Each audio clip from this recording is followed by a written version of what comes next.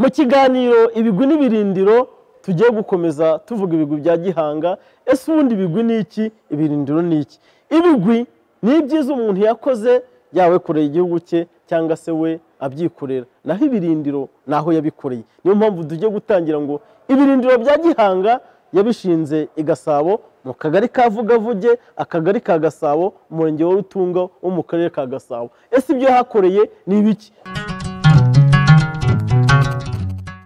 Turabasuhuje bakunzi b'umuco nyarwanda n'amateka yarwo, turabasuhuje bakunzi ba Intsinzi TV. Tubahaye ikaze muri iki kiganiro ibigwi n'ibirindiro, kimwe mu biganiro byinshi Intsinzi TV izagenda ibagezaho uko bwije n'uko bukeye, imyaka n'imyaniko ubuziraherezo. Mu kiganiro ibigwi n'ibirindiro tugiye kubatekereza amwe mu mateka y'ibihangange byabayeho, tukabimbura duhera kuri Gihanga Ngoma ijana wahanze u Rwanda rugamba igitinyiro n'icyubahiro mu mahanga aruzengurutse. Ese Gihanga uvuga i Rwanda, ese Gihanga wandikwa mu bitabo yaba ari muntu ki? Nicyo tugiye guterura, ngaho rero bangura amatwi ubundi tugendane.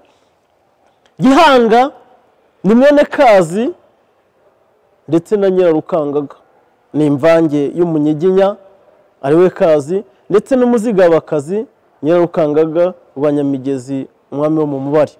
Amateka y'impitabihe ku gihugu cy'u Rwanda atugaragariza yuko Gihanga yavukiye Nyamushure ya Mutumba, aho bita mu murenge wa Mwiri, hariya mu karere ka Kayonza mu ntara y'Uburasirazuba.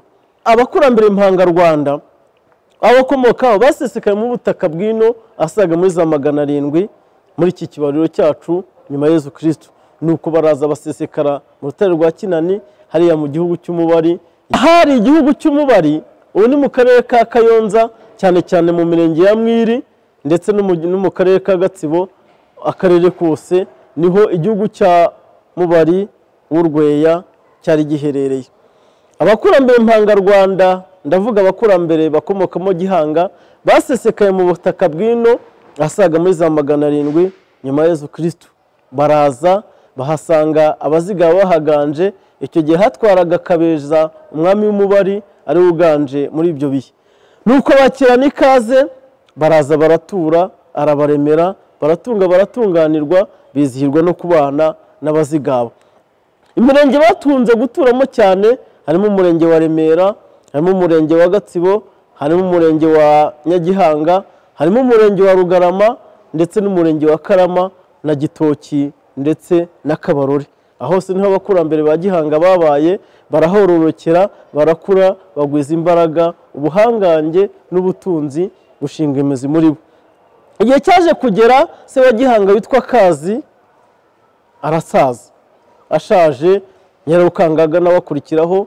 Icyo gihe Gihanga yari umusore w'igihame ukandagira isike ya simitutu, ahamije ibigwi n'ibirindiro. Yari umwana ukomoka mu bikomangoma by'abazigaba, kandi bari barashinze imizi mu ngoma yabo ku buryo bavugaga rikijyana, nta tandukaniro ry'abanyiginya n'abazigaba mu ngoma y'Urweya. Uko imyaka yashiraga indi gataha, niko yagwizaga ubuhangange ndetse akomeza no gutwara abagaragu be. Abagaragu se yari yaramusizigiye, barimo witwa Gahu, Gakara ndetse n'Akazigaba. Bari batuye cyane cyane mu murenge wa Nyagihanga, ahari urwuri rw'inka za Gihanga, se Kazi ka Kizira na Nyirarukangaga bamusigiye. Bakunzi n'Intsinzi TV rero, ndacyari gusasira cya kiganiro twateruye cy'ibigwi n'ibirindiro, aho turimo kuganira amateka y'igihangange Gihanga wa mbere Ngoma ijana wahanze ingoma y'u Rwanda tuganjemo kugeza magingo aya. Mu Rwanda rwo hambere bagiraga umuco wo kuraguza, bagahora bamenya uko ubuzima bwabo buhagaze ndetse n'ahazaza. Umunsi umwe rero Nyamigezi ya Kabeja abagiye guteza inzuzi, baramubwira bati Nyakugira Imana, uriya mwishywa wanyu Gihanga azabambura ingoma. Nyamigezi acika ururondogoro, ati umwishywa twambuye ingoma te? Ati se abanyiginya bazima ingoma y'abazigaba gute? Imyaka irashira indi irataha, uruntu runuka hagati ya Gihanga ndetse na ba Nyirarume. Gihanga nawe ntiyagohetse, nawe yagiye guteza inzuzi. Baramubwira bati ba Nyirarume barakanga kuko bamaje kuvumbura yuko uzabambura ingoma. Gihanga nawe aribaza ati se ingoma y'abazigaba nzayambura nte ko ndi umwishywa muri yo, nkaba ntari umusanga butaka nkabo, ngo nuko data yabashatsemo. Bakunzi b'ikiganiro ibigwi n'ibirindiro, abakunzi b'umuco n'amateka, naho tugikomeje tubaganirira ibya Gihanga. Gihanga akimara kubitekereza abagaragu be, umukuru we wari umupfumu w'igihangange witwaga Gakara, aragenda ati genda wicecekere, rero nzakubwira intsinzi y'ibibazo. Nuko bukeye bwaho Kaziga Gakara araza ati nyakugira Imana, nkubwire inzozi narose, nararanye n'inyamaswa mu nzu, mbona umugabo uzarya amahugu atazayishyura. Arongera ati Gihanga, nararanye n'inyamaswa mu nzu, mbona umugabo uzarya amahugu atazayishyura. Ati none rero hano ntabwo ari iwanyu, ngwino nkwambutse njye kukwereka igihugu cya basogokuruza bawe, maze rero ushira impumu, kuko n'ubundi ahangaha ntabwo ariho iwanyu. Gihanga n'inzira ndende yari atangiye, afata abagaragu be Gakara, Gahu na Kazigaba, baragenda bafata inzira aho barasukiye bwa mbere ni ku kiyaga cya Muhazi, hariya bita ku Rwesero. Bahageze basanga ikiyaga cya Muhazi cyaradendeje, cyarakaraye, ubutaka cyarabumaze, amazi ariyo yazimanganyije, urufunzo rwari ruhari, kwambuka birabananira. Nuko biga uburyo batekereza kubaza amato, barabaza, barangije barambuka bagera hariya i Gasabo, bahagarara hejuru y'umusozi, maze bitegereza imirambi y'ubutaka bwari bugoswe n'Abazigaba ndetse n'Abasinga basanga ubutaka. Barangije baramubwira ati dore Gihanga, dore igihugu cy'abasogokuruza, ngaho ganza agiriza, utsinde amahanga, ugwize uburumbuke, ugwize ubuhangange, ubundi wishyuke mu Rwanda umwe. Aho yarasukiye bwa mbere, aho yahagararanye n'abagaragu be Gakara, Gahu na Kazigaba, kuri ubu ni mu mudugudu wa Vugavuge mu kagari ka Gasabo, mu murenge wa Rutunga wo mu karere ka Gasabo mu ntara y'umujyi wa Kigali. Aho niho Gihanga ashinze ibirindiro bwa mbere, niho ashinze ibirenge bye, atangira guhanga igihugu cyitwa Gasabo. Ariko koko nibyo, iyo uhagaze kuri ako kagari, muri uwo murenge, uba witegeye u Rwanda rwose. Arangije areba imirambi y'Ubwanacyambwe bwari mu majyepfo, areba imirambi y'Uburengerazuba ahari Uburiza, areba imirambi y'Uburasirazuba bwari mu Rweya ndetse n'Igisaka.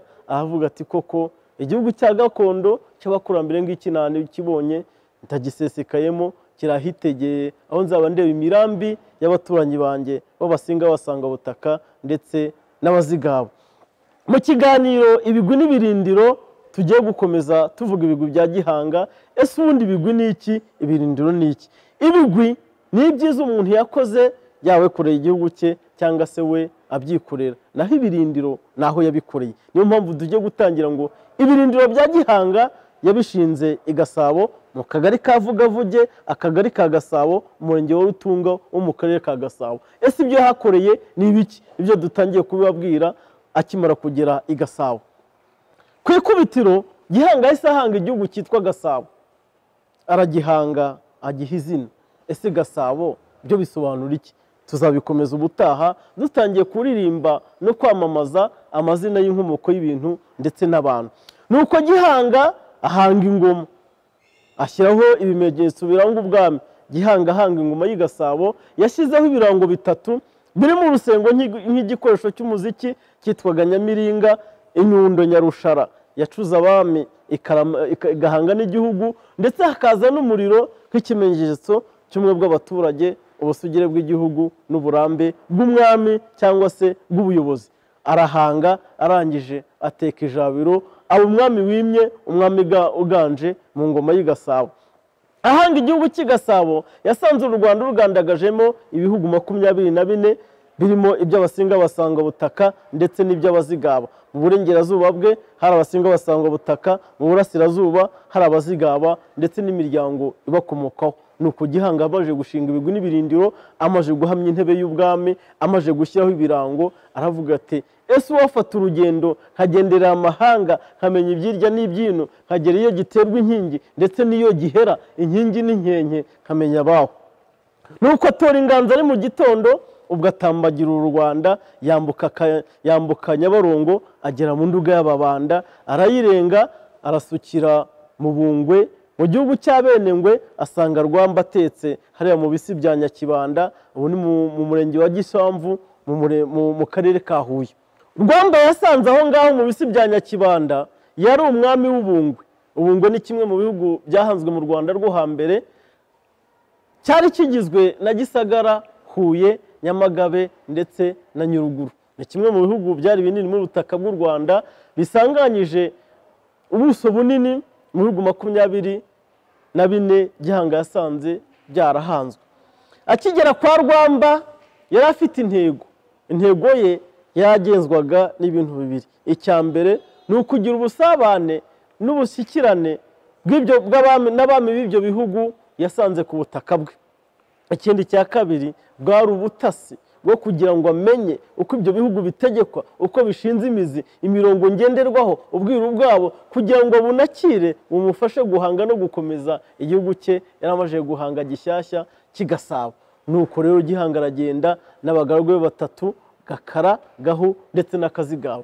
Basesekaye kwa Rwamba bagenda bitwaje amacumu n'inyundo, dore ko Gihanga yari umuhanga mu gucura imyambi, aragenda n'ibindi bikoresho bakoresha nk'imihoro n'amasuka ya kera, arasukayo abitura Rwamba ati nje kuguhakwaho ndetse n'abagaragu wawe kugira ngo umpe indamukanyo, umpe umuriro, ubundi tubane ubuziraherezo. Rwamba umwami w'Ubungwe arabishima cyane, ashima Gihanga, ashima ubuhanga bwe, amushima igihagararo, ati nta mugaragu urenze uyu nguyu, ngwino nguhake ubundi ushinga imizi mu ngoma y'Abenengwe. Gihanga arakora, ashinga imizi, arakora, arahanga, aracura kugira ngo neze umwami w'Ubungwe Rwamba. Ariko icyo yagamije ni kimwe, ni ukumenya ngo ese ibihugu bitegekwa bite, ibihugu byambanjirije bibayeho bite, nibiki nabakuraho kugira ngo mbashe gushinga imizi mu gihugu cyanjye kibi gihangange. Umugambi wari umujyanye muremure nk'uko twabivuze, ni uwo kunakira, guhaha, gukurikirana, gukopera, kureba ibihangange byamubanjije mu guhanga ibihugu kugira ngo abihahemo ubwenge n'ubuhanga buzamufasha kubaka igihugu cye kigasabo, kigashinga imizi, kikagwiza ubuhangange kuruta ibihungu by'amahanga amuzengurutse. Nuko Gihanga araganza, ndetse bumwe mu bihangange byo mu ngoma y'Ubungwe watangwagaho urugero rw'ubuhangange abikitegereza umabuzengurutse. Nyamara se yarazanywe n'iki? Burya ijisho rya mukuru rigabanya rihitamo, ijisho rya mukuru ntirizinduka riba ryagiye kureba. Gihanga nta kindi cyari kimujyanye, ni ukugira ngo arebe ese igihugu bindi bihugu bitegetse bite, abami babyo babaha bate, kugira ngo azagire akarusho ko kugwiza amaboko n'ubuhangange.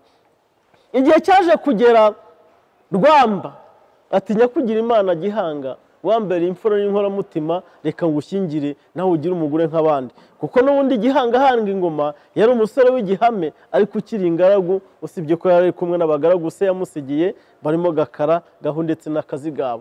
Umugore wa mbere Gihanga yarongoye yamushyingiwe na Rwamba witwaga Nyirampirangwe, aramumushyingira, nuko barabana, iminsi irisunika indi irataha. Igihe kiza kugera, umugambi wari ujyanye Gihanga yumva yawugezeho, ati se ko ibyo nashakaga mbibonye, ubwiru bw'Abenengwe ndabumenye, ubuhanga bwabo ndabumenye, uko ibihugu byubakwa ndabimenye, none niki cyambuza gusubira kuri gakondo, gusubira ku gihangano cyanjye, gusubira ku ntebe yanjye, ngo nkomeze nyicarire, nkomeze igihugu cyanjye kigasabo. Gihanga mu bigwi n'ibirindiro bye aho yabikoreye hariya mu ngoma y'Ubungwe, yarebye asanga bitashoboka yuko Rwamba yamurekura kuko yamukundaga cyane.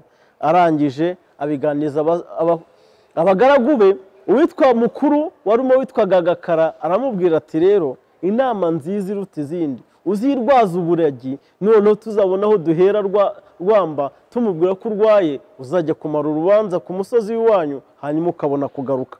Gihanga yirwaza uburagi, amaje kuburwara, Rwamba akora epfo na ruguru, arahanuza biranga.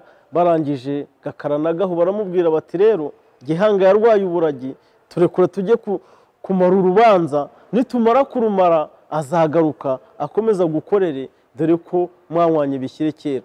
Nuko ashyira nzira n'abagaragu we, baragenda bagaruka mu burasirazuba bw'ingoma y'Ubungwe, batangira indi migambi. Muri ibigwi n'ibirindiro turacyakomeza n'ubundi kuririmba, kwamamaza, gukeza, kwibuka igihangange Gihanga ngoma ijana na n'ubu tukibuka muri 2019 kandi abo mu binyejana byo hambere ariko ibigwi bye bikaba dutumye tuganza twitwa u Rwanda rwahagoje amahanga igihugu gihamije imitinyiro kikagusha ruhabo abarwigimba turu Rwanda igihugu cya bene Imana. Nuko Gihanga n'abagaragu we bagakomeje ngo basubire mu burasirazuba bw'u Rwanda aho baturutse mu Rwanda rwo hagati, ahubwo barahindukira bareba amajyaruguru y'uburengerazuba maze bafata inzira baragenda. Barakomeza bageze hariya mu ishyamba rya Nyungwe bakubitanye n'ingoma n'impongo y'ingabe. Impongo y'ingabe ni impongo y'umweru, ntabwo bari bayizi. Baravuga bati inyamaswa reka tuyikurikirane ifite ikihatsi. Barayikurikirana bagiye kubona basesekaye kuri Rusizi, basanga umwami wimye muri icyo gihe ni uwitwa Ngabo wategekaga igihugu cy'Ubunyabungo, aho gihereye muri iki gihe ni muri Kivu y'Epfo.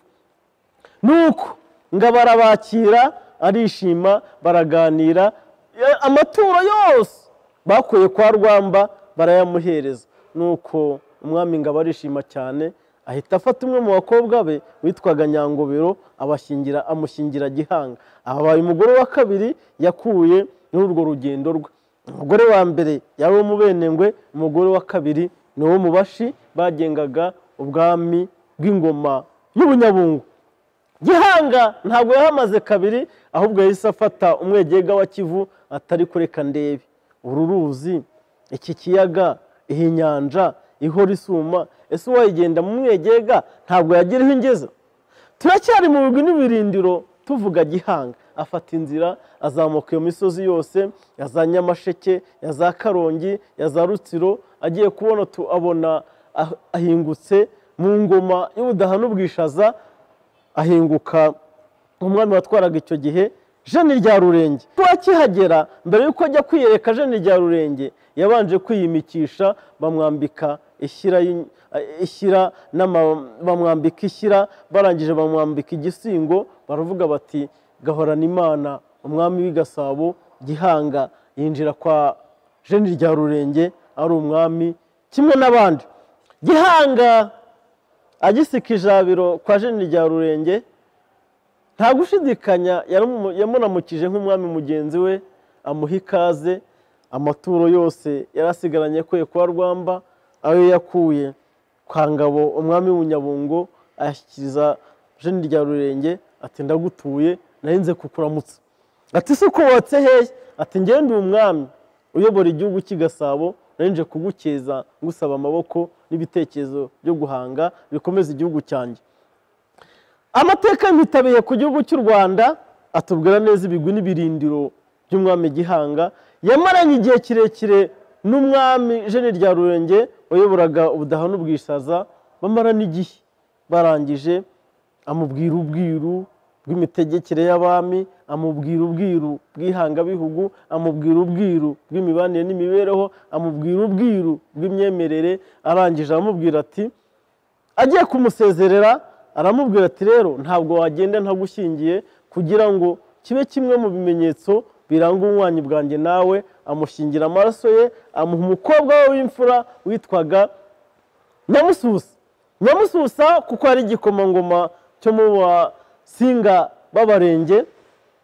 Yari afite umuja witwaga Nyirampingiye. Ubwo nawe Gihanga aba aramutwaye kuko yatwaye nyirabuja, nawe araza amugira umwe mu bagore be. Ni ukuvuga ngo Gihanga kubuka mu Budaha n'Ubwishaza yari amaze kugira abagore bagera muri 4. Hari umwenengwekazi Nyirampirangwe yakuye kwa Jeni rya Rurenge, hari umushikazi Nyangobero yakuye kwa Ngabo, hari umusingakazi Nyamususa yakuye kwa Jeni rya Rurenge, ndetse n'undi musingakazi wari umuja wa Nyamususa yakuye kwa Jeni rya Rurenge. Ntabwo ari ibyo gusa, Jeni rya Rurenge yafashe umwiru w'ingoma ye mukuru witwaga Rubunga, amubwira ati herekeza Gihanga ujye kumufasha umwereke ibitekerezo bihamye by'ihanga gihugu, maze azashinga imizi ashinga ingoma ihamye. Rubunga nawe ntabwo yagendeye aho, yahabukanye n'umuryango we wari ugizwe n'uwitwa Shango ndetse n'umuhungu we mukuru witwaga Nyamuhindura, wabaye igihangange mu mateka y'u Rwanda. Uko tuzagenda tureba ibigwi n'ibirindiro tuzamenya ngo ese Nyamuhindura, ese Shango uvugwa mu mateka y'u Rwanda, ibigwi n'ibirindiro bye byaba ari ibihe? Ikubuka rya Gihanga mu ngoma y'ubudaha n'ubwishaza yamanukanye mu misozi yo munsi y'ibirunga bya Karasimbi, ndavuga muri miriya mirenge ya za Jomba, ndavuga muri ya mirenge ya za Bigogwe ndetse no muri za Mukamira agana hepfo za Busogo ndetse na Musanze. Ageze muri ibyo bice hari muri za Mukamira, umugore we Nyangobero yakuye kwa Ngabo mu Bunyabungo araramukwa. Kuramukwa ni ukuzana ibise by'umugore ugiye kubyara, nuko Nyangobero arabyara yibaruka umwana w'umuhungu. Ese Gihanga yamwise nde? Izina yamuhaye izina rya sekuru ubyara nyina, amwita Ngabo, yongeraho n'irindi zina ryitwa Kanyabungo, bishaka kugaragaza inkomoko ya sekuru wabyara nyina aho bita mu Bunyabungo. Ese Ngabo bivuga iki? Kanyabungo bivuga iki? Kumwita Ngabo ni ukugaragaza yuko azaba ingabo y'indahangarwa, ariko nanone byarukobye uburari kugira ngo azitiranwe na sekuru kubera umugambi w'igihe kirekire Gihanga yari afite. Tuzareba mu biganiro by'ibirindiro n'ibigwi by'abami b'u Rwanda. Ese kumwita Kanyabungo bivuga iki? Ubunyabungo mu mateka y'u Rwanda n'ibisobanuro by'Ikinyarwanda bivuga umwami utetse ku misozi igihumbi. Kanyabungo bivuga umwami utetse mu rwunge rw'imisozi igihumbi ntabarika. Yamwifurizaga kuzaba umwami w'igihangange uzategeka amahanga n'imisozi, amahanga yose akamugandukira, ishyanga riniri rikamubonamo ubuhangange. Aho yavukiye kugeza ubu, ndavuga aho Nyangobero yabyariye Ngabo, niho bita mu Byangabo mu mateka y'u Rwanda. Nkeka ko kuri ubu ari mu murenge wa Mukamira cyangwa se uwa Busogo aho ngaho. Nizi neza yuko abantu bose bazi aho bita mu Byangabo. Bakunzi b'Intsinzi TV, turacyakomeje mu kiganiro ibigwi n'ibirindiro. Ibigwi ni ibyiza umuntu yakoze, ni ibikorwa by'indashyikirwa, naho ibirindiro naho yabikoreye.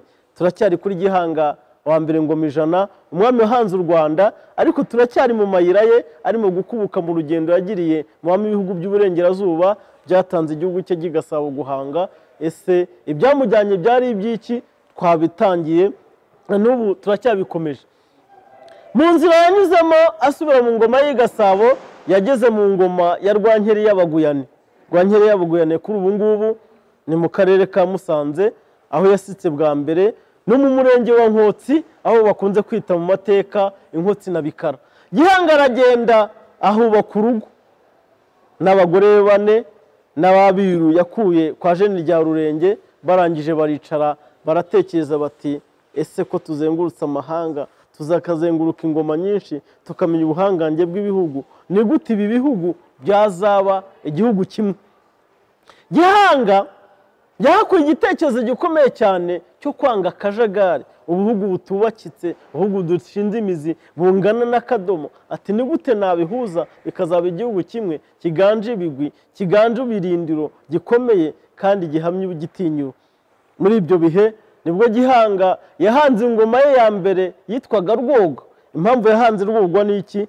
Nuko yagira ngo ingoma ye ise n'iz'ibindi bihugu yaramaje kugendera no gusura, nka Nyamwishyura yo mu Budaha n'Ubwishaza ndetse n'iyo kwa Rwamba ndetse n'ibindi bihugu by'Ubwanacyambwe byari bifite ingoma ngabe zari ibimenyetso n'ibendera ry'ibihugu byabo.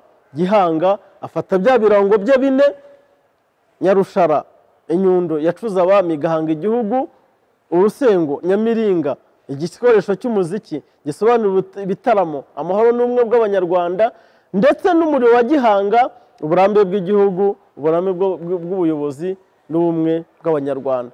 Avuga ati kugira ngo ngaragaze yuko nshaka ubumwe, ubuhure, ubusabane n'amahanga, reka ngire ikirango cy'igihugu gisa n'icyabo.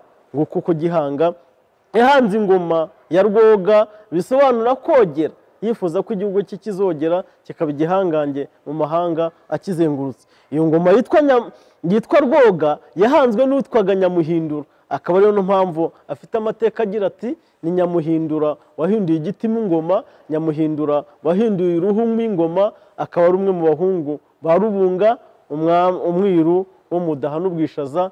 Gihanga yakubukanye muri ibyo bihugu aje kumufasha guhanga igihugu cye cy'Igasabo.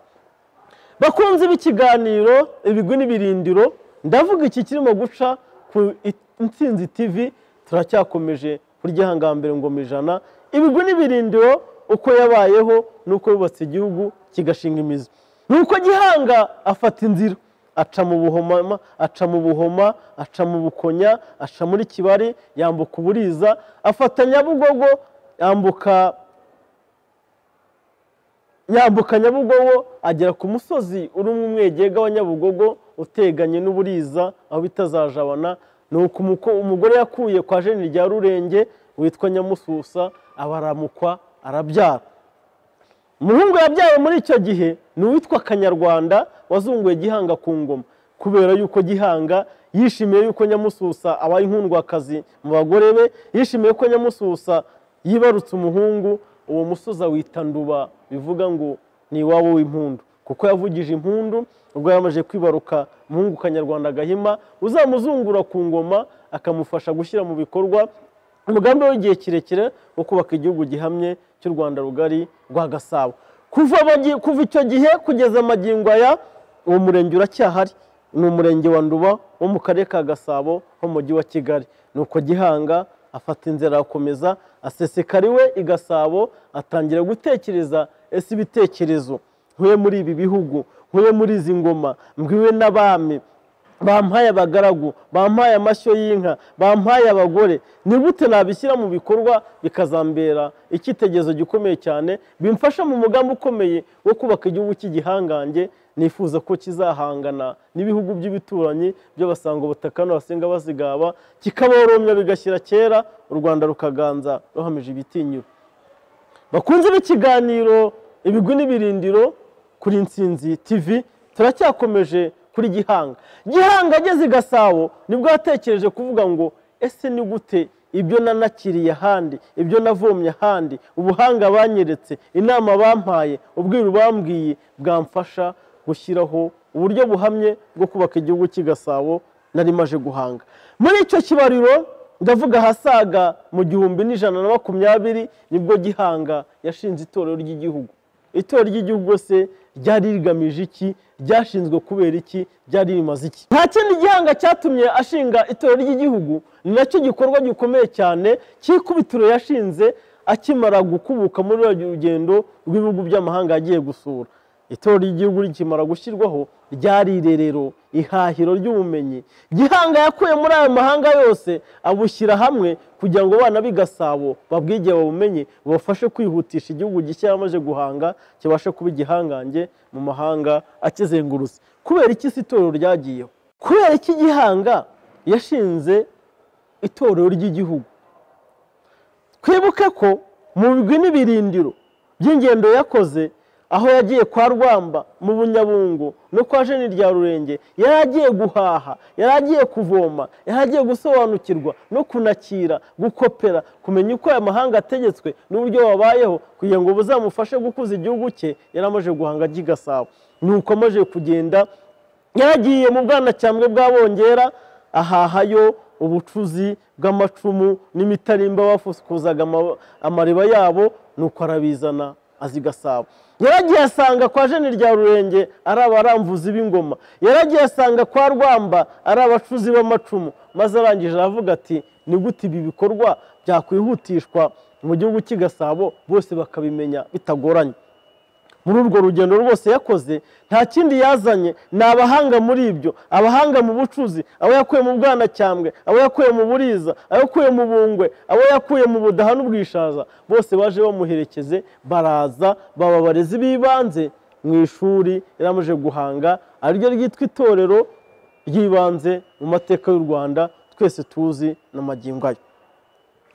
Iyo urebye amateka y'imitabihe ku mateka y'u Rwanda, usanga mu bindi bihugu, ndavuga ibihugu by'abasango butaka baba abazigaba ndetse n'abasinga, usanga buri mwuga wari wihariwe n'umuryango umwe, ugasanga ubucuzi burabarirwa kwa kanaka, ububaji bubarirwa kwa kanaka, ubuvubyi bubarirwa kwa kanaka, ariko Gihanga asanga iyo muco idakwiye. Aravuga ati uyu mwana w'i Gasabo agomba kumenya ibintu ibyo ari byo byose bishobora kumufasha kubaka igihugu no kugiteza imbere, igihugu kikaganza mu mahanga akizengurutse. Nguko uko Gihanga ashyizeho itorero kugira ngo ubumenyi bw'amahanga muzengurutse mubashe kwihutisha iterambere yifurizaga igihugu cy'i Gasabo. Gihanga mu bigwi n'ibirindiro muri iki kiganiro ku Ntsinzi TV mu muco n'amateka y'u Rwanda, ntabwo yakerekeye aho ngaho. Yaratekereje ati ni gute nakora umugambi w'igihe kirekire, nashyiraho umushinga w'igihe kirekire wo kubaka igihugu nari maje guhanga kugira ngo kizabe igihugu cyubakitse no mu myaka nzaba ntakiriho. Mu bigwi n'ibirindiro by'uyu munsi tugiye kuraba ngo ese icyo gitekerezo Gihanga gikozeho iki. Mu mateka y'imitabihe ku gihugu cy'u Rwanda, Gihanga ni umwe mu bahanga bahaye u Rwanda umurongo ngenderwaho wo kwiyubaka, na n'ubu munsi tukaba tutarawuvamo. Ese imyaka 900 isaga 927 ishize, ese uwo murongo wa Gihanga abanyarwanda tutaravuvamo mu iyubaka gihugu waba ari uwuhe? Abantu benshi bakunda kuvuga ngo hari plan B, hari plan A, cyangwa se igenamigambi rya mbere ndetse n'irya kabiri, bakumva ko ari bishya twebwe duha mu mahanga. Nyamara burya umwambi wa mbere w'u Rwanda, umunyarwanda wa mbere wadukanye iyo mvugo niyo mitekerereze, ni Gihanga wa mbere Ngoma Ijana. Niwe washyizeho igenamigambi rya mbere ndetse n'igenamigambi rya kabiri mu mushinga wo kubaka u Rwanda. Yari amaze gutekereza ubwo yarakubutse mu rugendo rwo gusura abami b'ibihugu byahanzwe mbere ye. Plan A cyangwa se igenamigambi rya Gihanga byari bishingiye ku gitekerezo kirekire cy'uko ibyo bihugu 24 yasanze ku butaka bw'u Rwanda yabihuza bikaba igihugu kimwe gikomeye cyubakitse, nawe akabigiramo uruhare, maze amahanga agahangana n'ibibagoye aho guhangana mu mibanire n'imibereho, bagashinga imizi n'imiganda. Nuko Gihanga ati ibi bihugu nabihuza nte, ibihugu nabigenga nte, ibihugu nabitekereza nte kugira ngo bikomere. Niko gushyiraho umushinga wo kubaka u Rwanda urugizwe n'igenamigambi rya mbere ndetse n'igenamigambi rya kabiri rigoboka irya mbere iyo ryananiranye mwishyirwa mu bikorwa.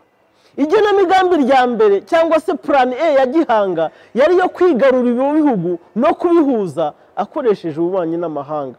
Ese ububanyi n'amahanga bwa Gihanga bwari bushingiye ku kintu ki? Yari kwifashisha izihe ntwaro n'izihe nkingi yagombaga gukoresha kugira ngo igenamigambi rye rya mbere ribashe kugerwaho.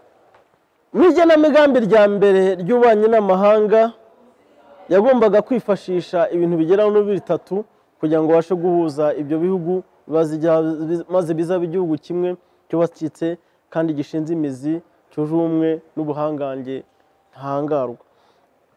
Icyambere agombaga gukoresha mu bubanyi n'amahanga cyari ukugabira abaturanyi be b'amahanga yahasanze inka. Afata gahunda ikomeye cyane yo korora inka zikaba nyinshi kugira ngo ajye abona izo yoroza abaturanyi, maze kugaba no kugabirana bishinga imizi, bazabona ibyo bahuza ibitekerezo, igihugu cyabo kizabe kimwe be kuba ibihugu byinshi. Icya kabiri agombaga kwifashisha mu guhuza umubano n'umwe bw'ibyo bihugu ni ugushyingirana.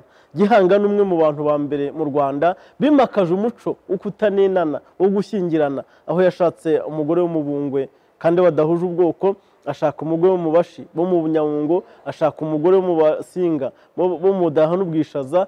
Aba icyitegererezo gikomeye cyane cyo gushyingirana n'abo bami kugira ngo bizamubere icyitegererezo cyo kutishishana no kubana bazungu umwe barimo igihugu gikomeye gihamije igitinyiro. Uburyo bwa gatatu Gihanga yagombaga gukoresha mu guhuza ibyo bihugu mu bubanyi n'amahanga ni uko yagombaga gusabana n'abo bami, bagasangira, bagasurana, bakabwirana byamvaye na njya hehe, bakabwirana impigi n'akayihatse ndetse bakagera no ku kasongoye iwe. Ubwo buryo nibwo Gihanga yashyizeho bwo kwifashisha kugira ngo mu igenamigambi rya mbere azahuze ibyo bihugu by'igihugu gikomeye kandi gishinze imizi. Gihanga yagize ati ese ko mbona hari igihe abantu babitenguha, nkaba ntizeye ko ibihugu bizambera intatenguha, uyu mugambi wanjye wa mbere wo guhuza ibihugu nkoresheje ububanyi n'amahanga uramutse utageze ku ntego yawo, ni ubuhe buryo nakwifashisha kugira ngo ngere ku ntego yanjye? Iyi Manyarwanda tugunda kugira umushyikirano, tugacoca ibiducira kucibwa, tugacunga neza umuco gakondo, tukaganira ku bitugoye, tukagorora ibigoromanze, ariko ntibirengagize yuko iyo hari ikinaniranye hitabazwa imbaraga, kuko urwanira ukuri ntatsindwa, atsinda ubutsinda, agatsinsura ibitsikamiye benshi, maze agahaza benshi uburame n'ubugingo, igihugu kigatunganirwa. Gihangambere Ngoma Ijana tumaze kuvuga ibigwi n'ibirindiro bye mu ncamake, yabyaye abana 9 bose bakomoka ku bagore be 4, harimo Nyirampingiye yashatse kwa Jeni rya Rurenge, harimo Nyamususa yashatse kwa Jeni rya Rurenge, harimo Nyiramirangwe wo kwa Rwamba, ndetse na Nyangobero wo kwa Ngabo umwami wo mu Nyabungo. Yabyaranye na Nyamususa uwitwa Kanyarwanda Gahima, Nyirarucyaba, Kanyabugesera Mugondo, Kanyandorwa Sabugabo ndetse na Mututsi. Yabyaranye na Nyirampingiye uwitwa Rutsobe, ariyo mpamvu mu mateka y'u Rwanda bakunda kumwita Nyirarutsobe kuko ari nyina wa Rutsobe. Yabyaranye na Nyangobero umuhungu umwe rukumbi witwa Kanyabungo Ngabo, maze abyarana na Nyirampirangwe uwitwa Gafomo ndetse na Gashube. Abo bana bose uko bagera mu 9 nibo Gihanga yabyaranye n'abagore 4, akaba bakomoka mu miryango migari igera mu 10 ikomoka mu gicumbi gikuru cy'Abanyiginya bahanze ingoma y'Igasabo, ari we wabyaye u Rwanda tuganzanye kugeza magingo aya. Ngayo nguko rero bakunzi b'Intsinzi TV, bakunzi b'umuco n'amateka y'u Rwanda, bakunzi b'ikiganiro ibigwi n'ibirindiro, aha niho dusubikiye amateka y'ibigwi n'ibirindiro bya Gihanga, aho yabaye, aho yagenze, ibyo yakoze naho yabikoreye. Tuzasubuka ubutaha tubabwira ibigwi n'ibirindiro by'abandi babaye bihangange mu Rwanda rugari rwa Gasabo, barwubatse rugahama igitinyiro, tukaba turuganjemo nta mbebya nta ntitire, ahubwo tuganzanye ubukungu nzira gihombo ndetse na muhorasumba. Ngayo nguko rero ishya n'ihirwe nimwishyuke mu rwa Gasabo, amahoro n'amahirwe, Imana y'u Rwanda ihorana namwe.